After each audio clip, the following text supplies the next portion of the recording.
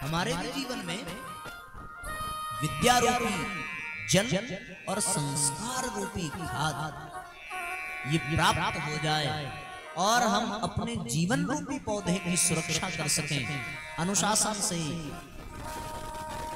तो साथियों निस्संदेह जीवन का पौधा विकसित होकर विशाल वटवृक्ष बनेगा और वो विशाल वटवृक्ष ही महामानव कहलाता है, वो विशाल वटवृक्ष ही देवमानव कहलाता है, वो सिद्ध योगी यति तपस्वी कहलाता है। पर ये संभव कैसे होगा? फिर से वही बात कहूं, आंतरिक विकास के द्वारा ही संभव है। ऐसा कोई चुटकी बजाकर चमत्कार तो नहीं हो जाएगा कि एकदम से आप सवेरे सो करके उठे और आपकी सारी समस्याएं समाप्त, आपको सिद्धि मिली। आप कल तक बेकार थे, आज आप संस्कारवान बन गए।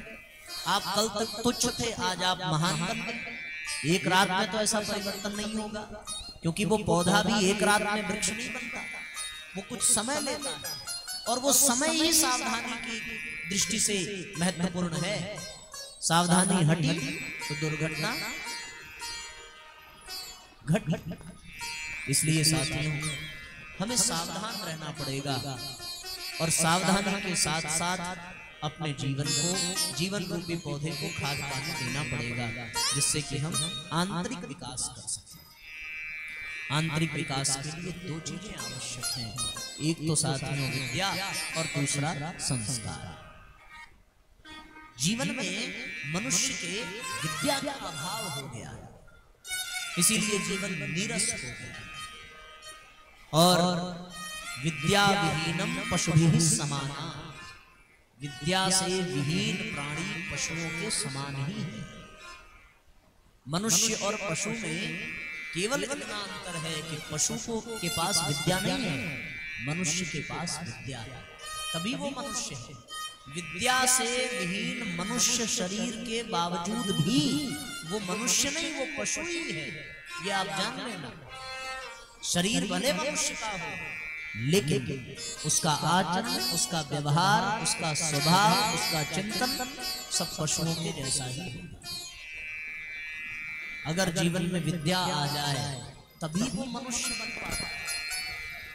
विद्या के अभाव में वो मनुष्य शरीर अवश्य हो पर उसमें मनुष्यता नहीं होगी। साथ मनुष्य बन जाना आसान है, चलो ये ठीक है कि 84 लाख योनियों में चक्कर काटने के बाद मनुष्य शरीर मिलता है, पर मिल तो जाता है, लेकिन मनुष्यता 84 लाख योनियों को काटने के बाद भी नहीं आती।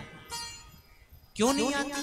क्योंकि शरीर बदल गया, लेकिन उन 84 लाख योनियों का स्वभाव और संस्कार, आदतें, विचार वो सब इसी जीव के साथ लगा हुआ इस शरीर में आ गया। पिछले जन्म में संभव है कि हम किसी अन्य योनि में रहे हैं, इस जन्म में मनुष्य शरीर पा लिया। अगर इसको अनुभव करना हो तो आप ऐसे अनुभव कर लेना कि 84 लाख योनियों में क्रोध करना कौन से प्राणी का स्वभाव है? आप जानते हो? नहीं जानते तो ना बोल दो, और जानते हो तो उत्तर दो। नहीं जानते हम तो है बताने के लिए। जल्दी जल्दी जवाब देंगे तो जल्दी जल्दी बात आगे बढ़ेगी, अन्यथा पूछने और पूछाने में ही समय चला जाएगा।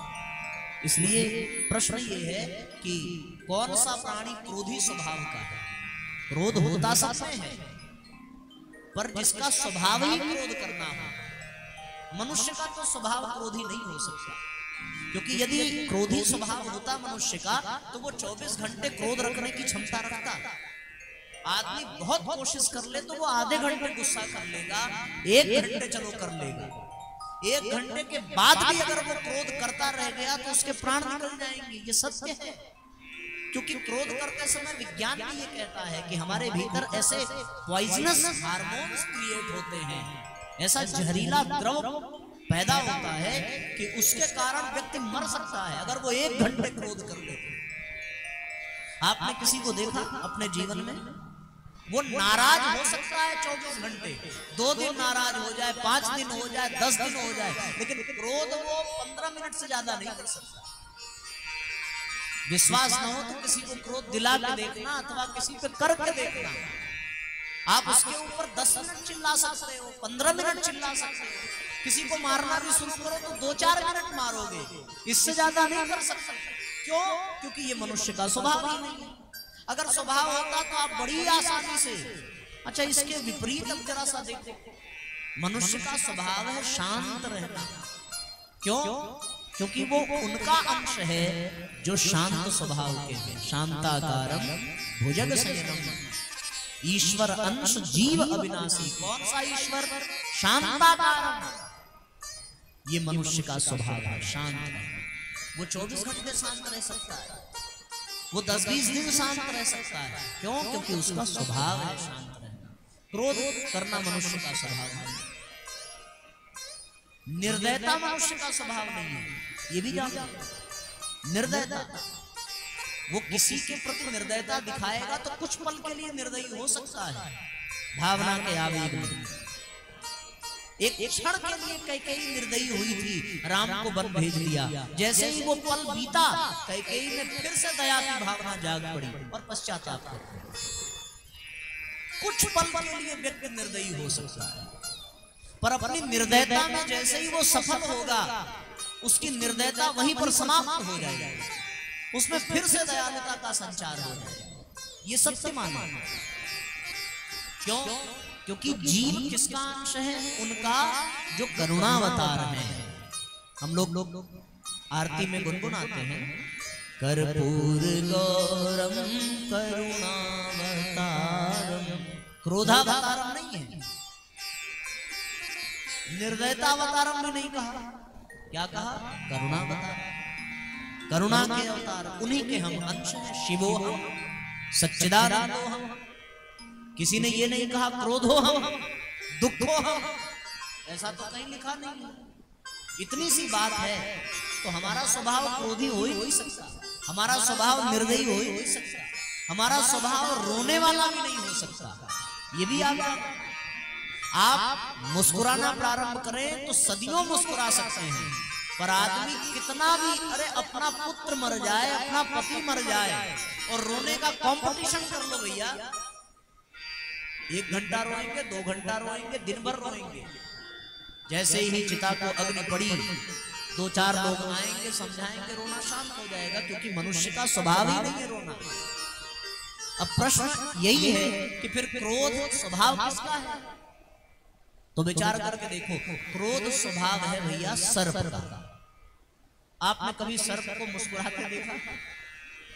और अगर सर्प मुस्कुराना आपको दिख जाए, मुस्कुराता हुआ सर्प, तो फिर आप तो भगवान को प्यारे हो जाओगे। आदमी डिप्रेशन में चला जाएगा कि सांप देख करके मुस्कुरा रहा है। कल्पना ही कर लो कि अभी रास्ते भगवान न करे मिले, लेकिन मिल जाए अगर सांप और वो आपको देख करके फुफकारे ना, वो आपको देख करके जोर जोर से सांस ना दे, वो आपको देख करके मुस्कुरावे, तो आदमी की हालत क्या होगी? फिर वो सांप से दोस्ती थोड़ी करेगा, चक्कर खा के बेचारा गिर जाएगा। ऐसा नहीं होगा कि सांप मुस्कुराए, ओ वेरी गुड सर आप मुस्कुरा रहे हैं, कोई खास बात है क्या?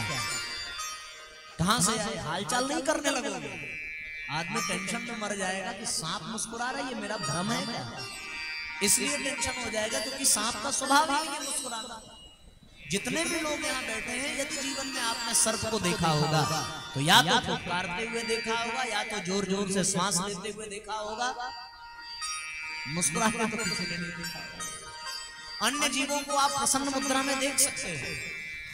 कुत्ता जब प्रसन्न होता है तो आपको पता चल जाएगा कि ये प्रसन्न है, गाय जब प्रसन्न होती है तो पता चल जाएगा कि ये प्रसन्न है, लेकिन सांप कभी प्रसन्न नहीं हो सकता, इसलिए क्योंकि सांप का स्वभाव ही है क्रोध करना। अब इतनी बात आप जानो कि सर्प का जीवन 100 वर्ष का माना गया है।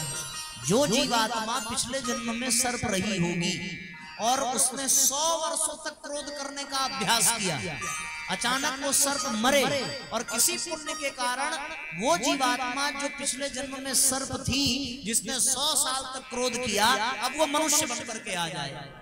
शरीर बदला, स्वभाव नहीं बदला। क्यों नहीं बदला? इसलिए नहीं बदला कि 100 साल तक प्रैक्टिस की थी क्रोध करने में। 100 वर्षों तक। एक बात तो मैं आपको मजे के लिए बता दूं कि अब आज के बाद आप किसी व्यक्ति को देखना जो बहुत क्रोध करता हो तो ये जान लेना कि पिछले जन्म में ये क्या रहा होगा। हम नहीं कह रहे हैं कि आप अपने अनुभव की बात बता रहे हो, हम तो केवल संकेत भर कर रहे हैं। इसी प्रकार लोमड़ी है, लोमड़ी बहुत चालाक होती है ना, तो जो बहुत चालाक हो जान लेना पिछले जन्म में क्या रहे होंगे। जो केवल दिन भर खटना जानता हो, अपना बुद्धि ना लगा, पिछले जन्म में क्या रहा होगा, क्या रहा होगा, बैल रहा होगा। हाँ अच्छी बात है। ऐसे ऐसे आप संगति बिठा लेना। बहुत से बुजुर्ग ऐसे भी होते हैं जिनकी मति फिर जाती है तो दरवाजे पर बैठकर चारपाई पे केवल भौंकने का काम, मतलब डांटने का काम करते हैं। तो पिछले जन्म में क्या रहे होंगे आप समझ लो। जो केवल कमियां निकालता हो, केवल बोलना जानता हो, तो साथियों स्वभाव नहीं बदलता। क्यों नहीं बदलता? इसलिए नहीं बदलता कि जीव में अभी विद्या का अभाव है, संस्कार का अभाव है, और उस विद्या के अभाव के कारण, संस्कारों के अभाव के कारण वो मनुष्य शरीर पा गया पर अभी मनुष्यता उसके पास नहीं है। विवेक चूड़ामणि में आद्य शंकराचार्य जी ने कहा है कि 3 चीजें दुर्लभ हैं। दुर्लभम त्रयमेवैतत् देवानुग्रह हेतुकम मनुष्यत्वम मुमुक्षत्वम महापुरुष संश्रय। उन्होंने कहा मनुष्यत्वम, मनुष्यता दुर्लभ है। मनुष्य शरीर दुर्लभ नहीं है, मनुष्यता दुर्लभ है। और मनुष्यता जीवन में आवे, हम इंसान बन सके। आज का मनुष्य नहीं बन पा रहा है। वो पक्षियों की तरह उड़ना सीख गया, घोड़ों की तरह दौड़ना सीख गया, मछली की तरह तैरना सीख गया, हाथी की तरह बोझ उठाना सीख गया। लेकिन साथियों वो मनुष्य की तरह जीवन बिताना भूल गया, वो सब बन गया। आज आप किसी से पूछो तो सब लोग अपना परिचय देंगे, लेकिन उस परिचय में ये परिचय नहीं होगा कि हम मनुष्य हैं। ऐसा परिचय नहीं। कुत्ते से पूछोगे हु आर यू, क्लियरली बोलेगा कि मैं कुत्ता हूं, अपने आचरण से बता देगा कि वो कुत्ता है। लेकिन अगर दूर से कोई इंसान आ रहा हो तो आप उस इंसान को पहचान नहीं पाओगे कि वो इंसान है कि कुत्ता है। ध्यान रखना, मैं शरीर की बात नहीं करता, मैं स्वभाव की बात करता हूं। कुत्ता शरीर से भी कुत्ता है, स्वभाव से भी कुत्ता है। बैल शरीर से भी बैल है, स्वभाव से भी बैल है। गाय शरीर से भी गाय है, स्वभाव से भी गाय है। पर भैया मनुष्य शरीर से तो मनुष्य है, स्वभाव से क्या है ये किसी को नहीं। ये तो किसी किसी विशेष परिस्थिति में पता चलता है कि वो स्वभाव से क्या है। लोग शादी विवाह में वर कन्या को ढूंढते हैं कि नहीं ढूंढते? वर के लिए कन्या, कन्या के लिए वर। शरीर से मनुष्य ढूंढ लिया, पर स्वभाव से क्या ढूंढ लिया ये कब पता चलता है? शादी के जब 2-4 साल बीत जाते हैं तब पता चलता है कि शरीर, मनुष्य शरीर के रूप में ये भेड़िया है, मनुष्य शरीर के रूप में ये है। पहली जब मीटिंग होती है दोनों समधियों की, लड़के और लड़की पक्ष वालों की, बहुत प्रेम रहता है। अब जैसे जैसे विवाह की तिथि नजदीक आती है तो लड़के पक्ष वालों में बेचैनी बढ़ने लगती है कि अब तक क्लियर नहीं हुआ, मिलेगा क्या। मनुष्य शरीर है पर अंदर का वो लोभी भेड़िया अब जगने लगा। और धीरे धीरे जब 1 हफ्ता विवाह का रह जाता है या फिर अब बारात आने ही वाली है, तब वो भेड़िया एकदम से जाग जाता है और आदमी फिर ये भूल जाता है कि वो मनुष्य है या नहीं है। एकदम से भेड़िया जगेगा और बोलेगा कल तक अगर इतना मिल गया तब तो बारात घर से निकलेगी, अन्यथा नहीं। अब वो मनुष्य नहीं है, अब वो क्या है? भेड़िया। बच्चा जब तक खेलता रहा, कूदता रहा, तब तक वो बच्चा बहुत प्यारा लगा। अब वो बच्चा बड़ा हो गया, उसकी नौकरी लग गई, उसका विवाह हो गया। अब तक तो वो मनुष्य जान पड़ रहा था, फिर एकदम अचानक ऐसा आएगा कि वो अपने माँ बाप को उठा करके वृद्धाश्रम भेजने की योजना बनाएगा। उस दिन पता चलेगा कि जिसे हम अपना बच्चा समझ रहे थे उसके भीतर एक जानवर भी पड़ रहा है। क्यों? विद्या के अभाव के, संस्कारों के अभाव के। बात समझ में आ रही है? इसलिए जीवन में कुछ हो या ना हो, मनुष्य के पास विद्या होना बहुत आवश्यक। विद्या धनम सर्वधनम प्रधान, न चौर्य चौर्यम न राज्यहारम न तभातृभाज्यम न च भारकारी व्यय कृते वर्धते एव नित्यम विद्या धनम सर्वधनम प्रधान। ये वो धन है जिसे न राजा हरण कर सकता है, न भाई बांट सकता है, न चोर चुरा सकता है, न कोई लूट सकता है, और ना ही इसका कोई बोझ है। हाँ, एक बड़ी विशेष बात यह है कि इसको जितना बांटा जाए ये धन उतना ही बढ़ता है। और हमारे यहाँ साथियों ये बहुत बड़ा कलंक है हमारे समाज का। एक समय हुआ करता था जब हमारे यहाँ विद्यावान मनुष्य विचरण करते थे, पर आज का समय ये है विद्यावान मनुष्य नहीं है, शिक्षावान जरूर है। दो शब्द है, एक है शिक्षा और एक है विद्या। इसको खूब गहराई से समझ लीजिए। आप लोगों का ध्यान कहीं और तो नहीं है ना? है? हमारी तरफ है, हमारी बात हमारे तरफ हो या ना हो, लेकिन हमारी बातों पर होना बहुत आवश्यक है। इसलिए बहुत ध्यान से सुनिएगा। एक शब्द अगर छूट गया तो अर्थ का अनर्थ हो जाएगा, इसलिए एकाग्रचित्त हो जाएगा। मैं निवेदन कर रहा था साथियों, दो शब्द हैं हमारे समाज में, एक है शिक्षा और एक है विद्या। आचार्य शंकर की प्रश्नोत्तरी में एक प्रश्न पूछा गया, का विद्या, विद्या क्या है?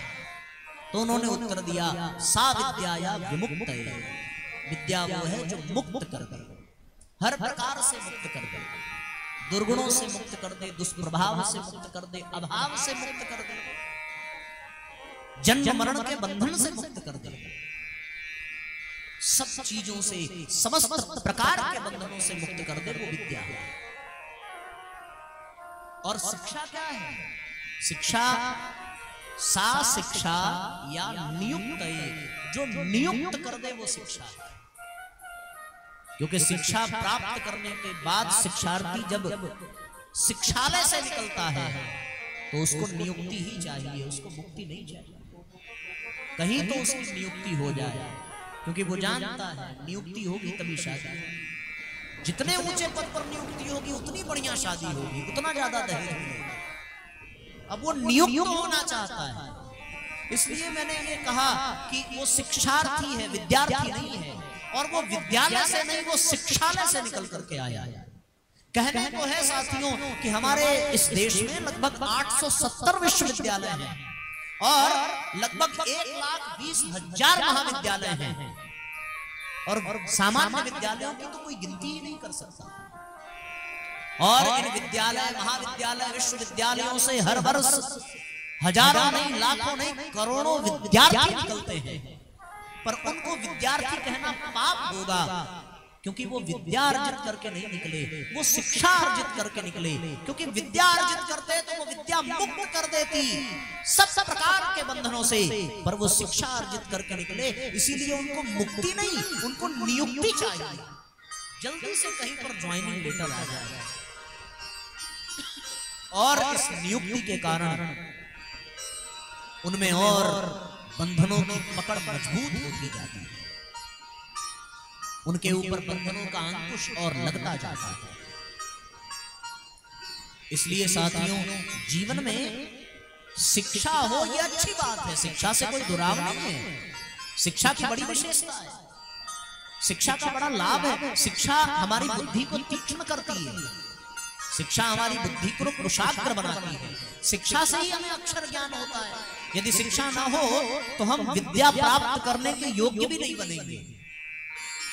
विद्यालयों का, शिक्षालयों का कोई विरोध नहीं है। यहाँ ये नहीं कहा जा रहा कि जितने भी विद्यालय, महाविद्यालय हैं बंद कर दिए जाए, बेकार हैं। लेकिन साथियों, आज की युवा पीढ़ी विद्या से कोसों दूर है। शिक्षा तो है उनके जीवन में, शिक्षा यानी डिग्रियां, शिक्षा यानी गणना करने की शक्ति, शिक्षा यानी सौंदर्य प्रसाधन को जुटाने की पात्रता, शिक्षा यानी पेट के भरण पोषण की योग्यता, शिक्षा यानी अपने आप को सुपीरियर बनाने की एक विधा है। शिक्षा शिक्षा मनुष्य बना सकती है, पर मनुष्यता विद्या से ही प्राप्त होती है। शिक्षा बड़ा आदमी बना सकती है, पर महानता विद्या से ही प्राप्त होती है। शिक्षा से आप किसी को नौकर बना सकते हो, लेकिन विद्या से आप किसी को साथी, सहयोगी, प्रेमी, मित्र बना सकते हो। शिक्षा भौतिक प्रगति प्रदान करती है, लेकिन विद्या आत्मिक प्रगति प्रदान करती है। शिक्षा से आपका संसार सुखी बनेगा, लेकिन विद्या से आपका जीवन सुखी बनेगा। ये हमें तय करना है कि हमें अपने जीवन को सुखी बनाना है या अपने संसार को सुखी बनाना है। शिक्षा से आपके पास मकान होगा, शिक्षा से आपके पास गाड़ियां होंगी, नौकर चाकर होंगे, लेकिन शिक्षा से शांति नहीं होगी। शिक्षा से तुम बहुत महंगा बेड खरीद सकते हो, पर नींद विद्या से। जीवन में बाह्य प्रगति के लिए शिक्षा आवश्यक है, पर आंतरिक प्रगति के लिए विद्या का होना बहुत आवश्यक है। एक जमाना था जब हमारे देश के छोटे छोटे बच्चे तक विद्यावान हुआ करते थे। मात्र 5 वर्ष की उम्र का बालक ध्रुव, उसमें शिक्षा की नहीं विद्या की भूख थी, और उस विद्या की भूख ने उस ध्रुव को ध्रुव तारा बना दिया। शिक्षा के कारण नहीं, विद्या के कारण उसको विद्या की प्राप्ति हो गई।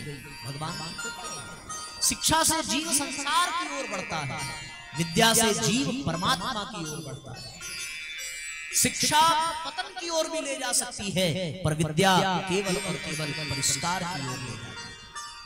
शिक्षा से हम खाई में भी गिर सकते हैं और बहुत गिर रहे हैं, लेकिन विद्या से हम केवल और केवल ऊंचाइयों को। शिक्षा हमें मदिरा पान भी करा सकती है, पर विद्या भैया गंगा पान कराती है। जीवन में शिक्षा हो ये अच्छी बात है, पर विद्या ना हो इससे बुरी बात और कुछ हो ही नहीं सकती। जितने भी महामानव हुए हैं वो केवल और केवल शिक्षा के कारण नहीं, विद्या के कारण। पढ़ाई की दृष्टि से महात्मा गांधी बैरिस्टर थे, लेकिन जब तक वो वकील थे तब तक वो केवल गांधी थे। जब उनके जीवन में विद्या आई तो उनके वकालत वाला वस्त्र दूर हो गया। अब उनके शरीर पर काला कोट नहीं रहता, अब उनके शरीर पर आधी फटी हुई धोती रहती है। क्यों? क्योंकि शिक्षा के बाद अब उनके जीवन में विद्या आई। जब तक शिक्षा थी तब तक वो मोहनदास करमचंद गांधी थे। जिस दिन विद्या उनके जीवन में प्रवेश करती है उस दिन वो महात्मा गांधी। सुभाष चंद्र बोस आईएएस की परीक्षा उत्तीर्ण की थी। अरविंद घोष आईएएस आईपीएस की परीक्षा उत्तीर्ण करने वाले, विदेशों के विश्वविद्यालयों में सर्वाधिक अंक से उत्तीर्ण होने वाले ये लोग अपने शिक्षा की डिग्रियों को फेंक करके भारत की स्वतंत्रता संग्राम के सेनानी बन गए। क्यों भैया? विद्या। क्योंकि इन्होंने उन पुस्तकों से पीछा छुड़ा लिया और अब इनके हाथ में केवल एक ही पुस्तक अंग्रेजों को दिखाई पड़ती, और वो पुस्तक देख करके तो अंग्रेज परेशान थे। पेपर में वो हमने आर्टिकल पढ़ा था कि जरूर इन भारतीयों के पास कोई ऐसी पुस्तक है जो बम बनाने की विधि जिसमें लिखी हुई है। संस्कृत तो जानते नहीं थे, और लगभग हर स्वतंत्रता सेनानी के हाथ में वो मिल जाए। भगत सिंह के हाथ में मिल जाए, सुभाष चंद्र बोस के हाथ में मिल जाए, महात्मा गांधी के हाथ में मिल जाए। और वो पुस्तक कौन सी थी? श्रीमद् भगवत गीता। जब वो छापा मारे और किसी भारतीय को पकड़े तो उनके कमरे में कुछ रहे या ना रहे, लेकिन भगवत गीता की किताब जरूर है। बेचारे संस्कृत के जानकार न होने के कारण जहां जहां वो किताब रहती उन लोगों को वो बंदी बनाता। उनको कौन बता दे कि संसार को जलाने वाला बम इसमें उसको बनाने की विधि नहीं है। संसार को ताप, पाप, संताप से उबारने वाले बम बनाने की विधि इसमें लिखी है। इसलिए साथियों, जीवन में केवल और केवल शिक्षा होती तो वो भी नौकरी करते और नौकर बन करके रह जाते, पर उनके जीवन में विद्या आई और विद्या के कारण वो स्वतंत्रता सेनानी बने। इसलिए जीवन में शिक्षा हो बहुत अच्छी बात है। शिक्षा सुंदर बना सकती है, शिक्षा आकर्षक बना सकती है, लेकिन विद्या पवित्र बनाती है। पवित्रता शिक्षा से नहीं आएगी।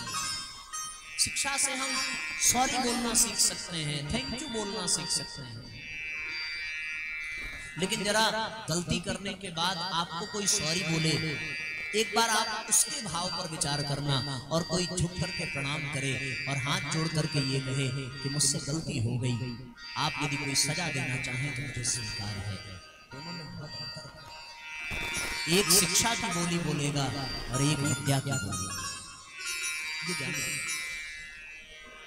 इसलिए साथियों, जीवन में विद्या का वर्ण करो, क्योंकि हमारे समाज में आज विद्या का अभाव है, और इस विद्या के अभाव के कारण ही समस्त प्रकार के दुख हैं, शोक है, रोग है, क्लेश है, कलह है।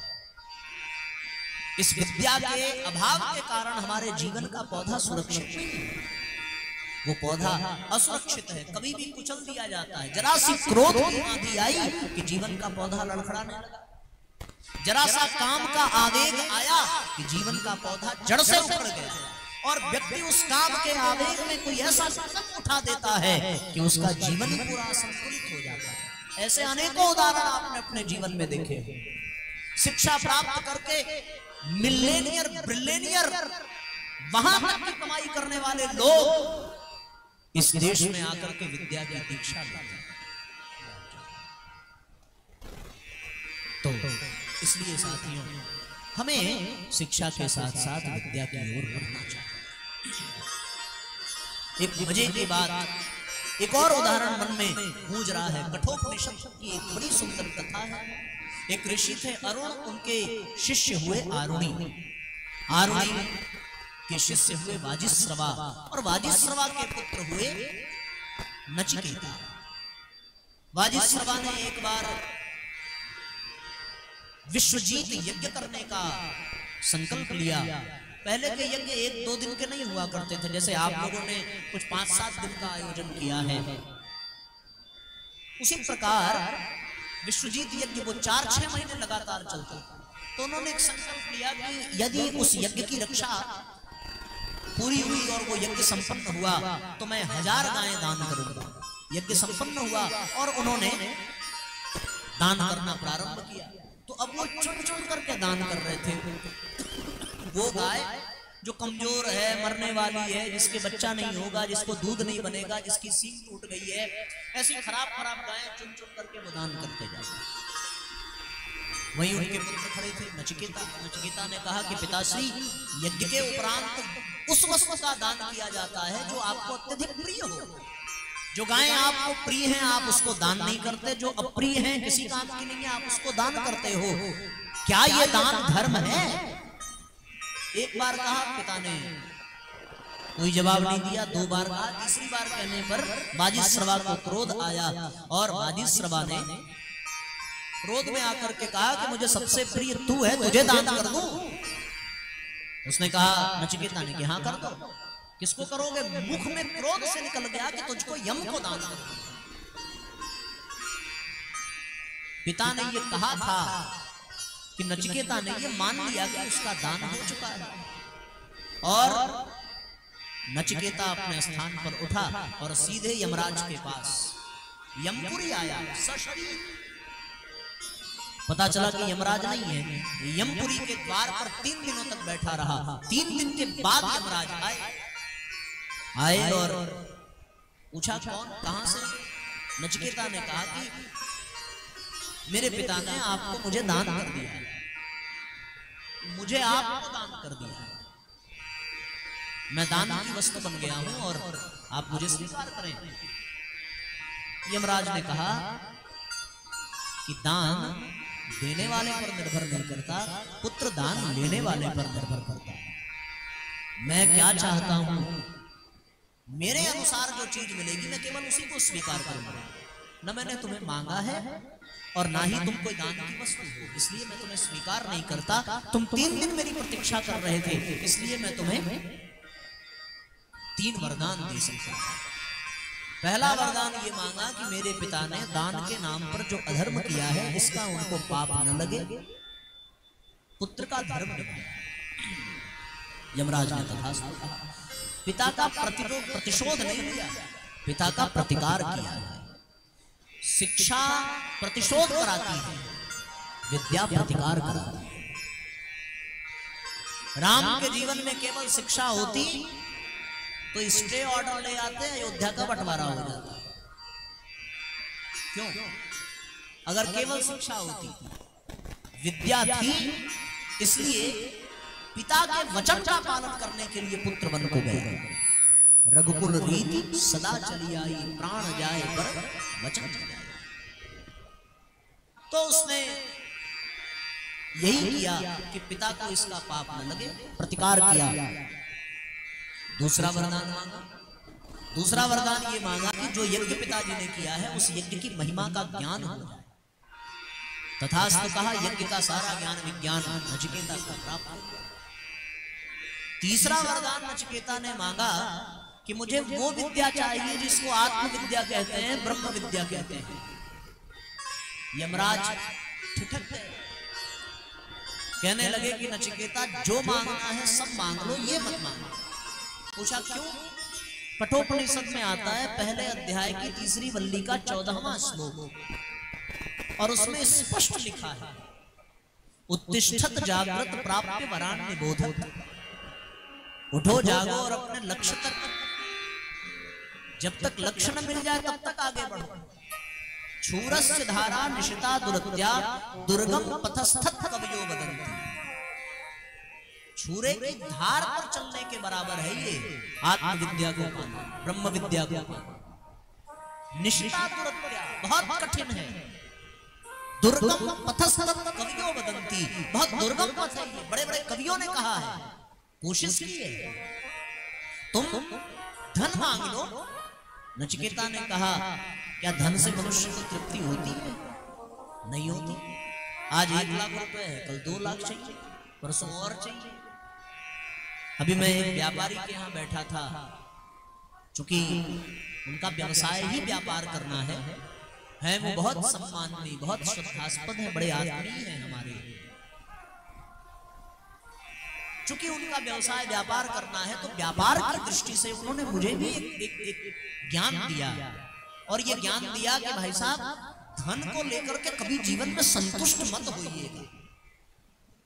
हाँ, लोभी मत बनना, लेकिन कभी संतुष्ट मत होइएगा। हम लोगों को पहले 10-10 हजार 20-20 हजार रुपए में जमीनें मिल रही थी बनारस में, पर हम लोगों ने सोचा कि क्या करेंगे लेकर के। आज वही जमीन करोड़ों में बिक रही है, अगर ले लिया होता तो आज हम करोड़पति होते। इसलिए आपको जहां मौका मिले, जैसे मौका मिले, आप निरंतर प्रयत्न करना, क्योंकि धन ही बुढ़ापे का सहारा है। मैंने हाथ जोड़ लिया और उनकी हाँ में हाँ हमने मिला दी, क्योंकि वो उम्र में बड़े थे, और शिष्टाचार के नाते मैंने उनका कोई प्रतिकार नहीं किया। हमने कहा बिल्कुल आपकी बात बहुत सत्य है। लेकिन बाद में फिर मैं उस पर चिंतन करने लगा, और चिंतन ये करने लगा कि साथियों, अयोध्या से बड़ा साम्राज्य क्या हो सकता है? लेकिन पूरी अयोध्या फुटबॉल की तरह थी, कभी राम ठोकर मारते थे, कभी भरत ठोकर मारते थे। कुछ तो ऐसा रहा होगा ना कि अयोध्या जैसे साम्राज्य में भी उनको रस नहीं मिलता, उनको भी तो बुढ़ापे की चिंता रही होगी। लेकिन न राम को अयोध्या चाहिए, न भरत को चाहिए। एक और दुर्योधन है, दुर्योधन ये कह रहा है कि सुई के नोक के बराबर भी नहीं दूंगा, बिना युद्धेन केशव, बिना युद्ध के नैवं सूच्यम दास्यामि, सुई के नोक के बराबर भी जमीन नहीं दूंगा। उसके बाद में दुर्योधन के बुढ़ापे का क्या हुआ, सोच के देखो। रावण के पास सोने की लंका थी, फिर भी रावण का क्या हुआ, उसके बुढ़ापे का। तो इस चिंतन के बाद फिर इस निष्कर्ष पे पहुंचा कि वित्त से कभी भी तृप्ति नहीं मिलती। ये जानो कितना भी मिल जाए। नचिकेता ने कहा कि हमें धन नहीं चाहिए। बोला तुम्हें सम्राट बना दो, बड़े बड़े सम्राट का नाम लिया यमराज ने। नचिकेता ने कहा कि इसमें से जिंदा कितने हैं? बोला कोई नहीं। बोले जब जिंदा ही नहीं है तो मैं क्या करूंगा सम्राट बन करके? मुझे तो वो विद्या चाहिए जो जन्म और मृत्यु के बंधन से मुक्त कर दे। उसी को आत्म विद्या कहा, उसी को ब्रह्म विद्या कहा, उसी को अध्यात्म विद्या कहा। अंततो गत्वा यमराज को अध्यात्म विद्या का ज्ञान नचिकेता को दे, और फिर वो नचिकेता महामानवों की श्रेणी में बनकर के आ गया। जीव को सब मिल जाए पर विद्या न मिले तो उसका सब कुछ पाना बेकार है, व्यर्थ है। और कुछ भी न मिले लेकिन जीवन में विद्या हो, संस्कार हो, तो उसके जीवन का पौधा धीरे धीरे लहलहाता जाएगा और एक दिन वो पौधा वट वृक्ष बन जाएगा। न जाने कितने पौधों को वो जीवन प्रदान करेगा। होगा कि नहीं? एक वट वृक्ष से गिरा हुआ छोटा सा बीज न जाने कितने पौधे और फलों को जन्म देता है। हम लोग भी तो एक छोटे छोटे पौधे हैं, विद्या रूपी जल इन पौधों को प्रदान किया गया। अब बात शिक्षा से नहीं बनेगी, क्योंकि शिक्षा का परिणाम इस दुनिया ने देख लिया। शिक्षा का परिणाम इस दुनिया को युद्ध के रूप में मिला, शिक्षा का परिणाम परिवार के बंटवारे के रूप में मिला, शिक्षा का परिणाम संपत्ति के लिए मार काट के रूप में मिला, शिक्षा का परिणाम भाई को भाई का हत्यारा बनाता चला गया। शिक्षा का परिणाम पुत्र को माँ बाप से दूर करता चला गया। शिक्षा का परिणाम जीवन को बर्बाद करता चला गया। इसी शिक्षा की बदौलत हमारे बच्चे शराबी बनते चले गए। इसी शिक्षा की बदौलत लोगों ने मुंह फाड़ करके दहेज की कामना की। इसी शिक्षा की बदौलत लोगों ने अपने अहंकार का प्रदर्शन किया। इसी शिक्षा की बदौलत ये धरती माता नहीं ग्रह बन करके रह गई। इसी शिक्षा की बदौलत वृक्ष देवता नहीं, वृक्ष केवल और केवल लकड़ी के संसाधन बन करके रह गए। इसी शिक्षा के बदौलत अब गंगा आदि नदियां माता नहीं रही। इसी शिक्षा की बदौलत उन नदियों में अब नाले बहाए जाने लगे, बड़ी बड़ी कंपनियों के कचड़े बहाए जाने लगे। इसी शिक्षा की बदौलत साथियों अब तीर्थों में वो मर्यादा नहीं रह गई। इस शिक्षा ने तीर्थों को पिकनिक स्पॉट बना करके रख दिया। इस शिक्षा की बदौलत केदारनाथ की घटना घटी और न जाने कितने लोग मारे गए। इस शिक्षा की बदौलत भूकंप आया। इस शिक्षा की बदौलत धरती खोखली होती जा रही है। पर्यावरण प्रदूषण बढ़ रहा है तो केवल शिक्षा के दुष्परिणाम के कारण। ये अस्त्र, ये शस्त्र, जितने भी वैज्ञानिक उपकरण निकल करके आए, शिक्षा का कारण। धरती सुंदर तो बहुत बनी, निर्माण तो बहुत अच्छा हुआ, लेकिन भैया जिसको इस धरती पर रहना था उसका अपना निर्माण नहीं हो पाया। शिक्षा ने सब बाहरी निर्माण किया लेकिन आंतरिक निर्माण सब खत्म। बाहर सब कुछ मिला पर भीतर खाली। ज्यों तिलमाही तेल है, ज्यों चकमक में आग, तेरा समय तुझ में जाग सके तो। ज्यों नैनन में पूतली, ज्यों मालिक घर में। मूर्ख जो होता है वो बाहर ढूंढने जाता है, पर वो है कहां? केवल भीतर। वो आनंद, वो शांति, वो सुख। इसलिए साथियों जीवन में विद्या चाहिए। और अब मैं उपसंहार की ओर बढ़ना चाहता हूं, क्योंकि आज का जो समय है, ऐसे तो कथा का समय पक्का निर्धारित था 6 बजे से 9 बजे का, पर आज प्रथम दिवस और प्रथम दिवस के नाते व्यवस्था संबंधित कुछ तैयारियां नहीं थी, इसलिए हम लोग लगभग 1-1.25 घंटे बाद आज के सत्र का शुभारंभ कर पाए। पर ध्यान रहे कल से जो कथा का समय होगा वो 6 से 9 का ही होगा। आप लोगों को स्वीकार है ना? 6 बजे प्रारंभ हो जाएगा, 6:30 बजे तक मंगलाचरण इत्यादि पूर्ण करके हम लोग 9-9:30 बजे तक, ताकि जब तक पेट में आग लगे तब तक घर पहुंच जाए और शांति मिल सके, आराम से चैन की नींद सोई जा सके। इसलिए साथियों मैं निवेदन ये कर रहा था कि इसी एक विद्या का एक और शब्द है, एक पर्याय है। पर्याय समझते हो ना? एक ही के अगर 2-3 नाम मिल जाएं तो विद्या का एक पर्याय है और उस पर्याय को ही प्रज्ञा कहते हैं। क्या कहते हैं? प्रज्ञा कहते हैं। विद्या का पर्यायवाची शब्द है प्रज्ञा। और हम लोग कथा कौन से सुन रहे हैं? कथा सुन रहे हैं साथियों प्रज्ञा पुराण की। शिव जी की महिमा गानी होती तो शिव पुराण पर्याप्त था। विष्णु भगवान की महत्ता बताने के लिए विष्णु पुराण का गान हो सकता था। कृष्ण की महिमा का गान करने के लिए भागवत पुराण हमारे समाज में गाया जाता है। राम की महिमा के लिए रामायण और रामचरितमानस का बखान है। और साथियों जिसके अभाव में राम और कृष्ण भी तुच्छ जान पड़ेंगे, उस विद्या की महिमा बताने वाला कोई पुराण नहीं था इस संसार में।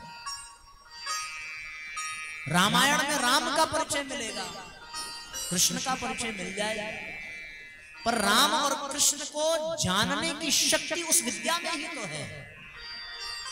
वरना तो वो राम रावण के सामने भी खड़े थे, पर रावण ने कभी राम को राम नहीं समझा।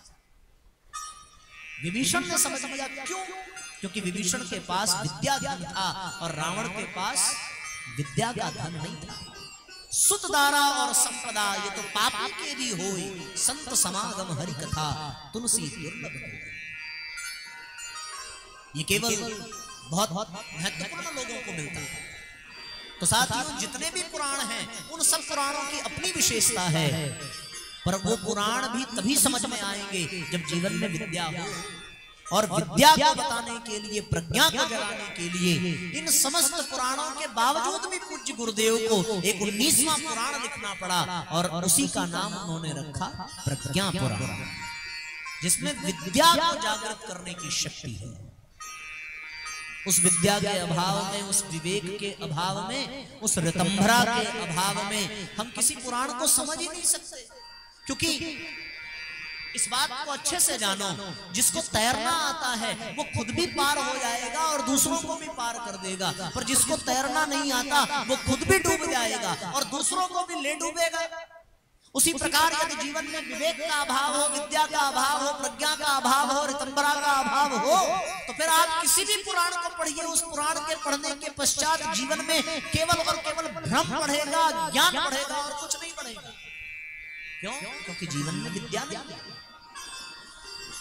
18 पुराण लिखने के पश्चात भगवान वेदव्यास ने एक बड़ी महत्वपूर्ण बात लिखी थी, और वो बात यही है कि किम श्रुतैः बहुभिः शास्त्रैः पुराणैश्च भ्रमावहैः। ये सारे शास्त्र, ये पुराण भ्रम ही पैदा करते हैं। क्यों भ्रम पैदा करते हैं? 18 पुराणों को लिखने के बाद भी उसका रचयिता यदि ये कह रहा हो कि ये सब पुराण भ्रम पैदा करते हैं, तो क्यों? केवल इसलिए क्योंकि जीवन में विवेक का अभाव है, विद्या का अभाव है, ज्ञान का अभाव है। उस ज्ञान के अभाव के कारण, विवेक के अभाव के कारण ये पुराण हमें समझ में नहीं आते। अच्छा समझ में आते तो बताओ मन में ये इतनी उथल पुथल होती क्या? हमारी समस्याओं के समाधान नहीं मिल जाते इसमें? मिलते कि नहीं मिलते?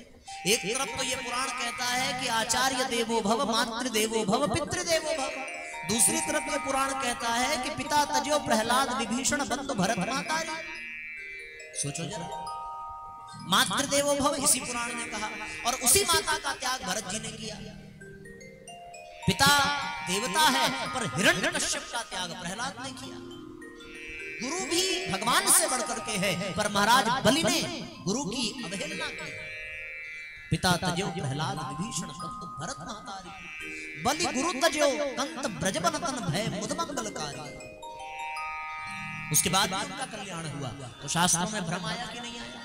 एक तरफ ये शास्त्र कहता है कि युधिष्ठिर धर्मराज है, दूसरी तरफ ये शास्त्र कहता है कि युधिष्ठिर जुआरी है। कौन से बात पर मानोगे? विचार करके देखो। एक तरफ ये पता चलता है कि माता सती भगवान शिव की अर्धांगिनी है, और दूसरी तरफ इसी शास्त्र में हम ये सुनते हैं भैया कि सती को राम पर संदेह हुआ और उस कारण सती का अंतिम संस्कार हुआ, उन्होंने देह का त्याग किया। ये भी कथा मिलती है। तो भ्रम होता है, विचार करके देखो। एक तरफ ये शास्त्र कहता है कि ब्रह्म मुहूर्त में जगना चाहिए, और दूसरी तरफ मीराबाई ये कहती है कि जब सपने में श्याम दिखते हैं तो जगने की आवश्यकता क्या है? इस बात को सही मानो, बोलो। एक तरफ क्या कहते हैं, एक तरफ कहते हैं कि राम मर्यादा पुरुषोत्तम है, और दूसरी तरफ यही शास्त्र कहता है कि विपत्ति काले मर्यादा नाश। राम ने क्या कहा कि विपरीत से विपरीत परिस्थिति आ जाए, मर्यादा को कभी न छोड़ना। ये है, एक तरफ ये है कि हम मितव्य ही बने, पर दूसरी तरफ चरवाहक का ज्ञान क्या कहता है, ऋणम कृत्वा घृतम पिबेत, ऋण करो पुनर्जन्म कुतः। कौन कहता है कि पुनर्जन्म होगा?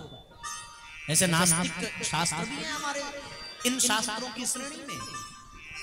कितनी मजे की बात यह है कि भगवान बुद्ध ने भगवान को नहीं माना, उन्होंने कहा कि भगवान जैसा कुछ नहीं है। और हमारे सनातन धर्म की विशेषता देखो कि हमने बुद्ध को ही भगवान मान लिया। भगवान के अवतार है बुद्ध, है कि नहीं है ये प्रश्न अलग है, पर हम उसको भगवान मान रहे हैं जो भगवान को ही नकार रहा है। उन्होंने कहा कि वेदों में अगर पशु बलि है तो वेद बेकार है। यदि भगवान की कृपा अकर्मण्य बनाती है और भाग्यवादी बनाती है तो भगवान भी बेकार है। ऐसा कहने वाले बुद्ध को भी हमने भगवान माना, तो ये शास्त्र भ्रम ही पैदा कर रहे हैं और कुछ नहीं कहते। इसलिए साथियों, इस शास्त्र के भ्रम ने राम और कृष्ण को भी आक्षेप लगाया। लगाया कि नहीं लगाया? राम मर्यादा पुरुषोत्तम है, फिर इसी शास्त्र में सीता के त्याग की कथा सुनने को मिलती है। भ्रम है। कृष्ण पूर्ण पुरुष हैं, तो धर्म को बचाने के लिए उनको भी अधर्म का सिद्धांत अपनाना पड़ा। पितामह भीष्म का वध, कर्ण का वध, द्रोणाचार्य का वध, ये सब ऐसे उदाहरण हैं जो साधारण मनुष्य के, साधारण बुद्धि वाले मनुष्य को उलझा करके रख देंगे। ये क्या है?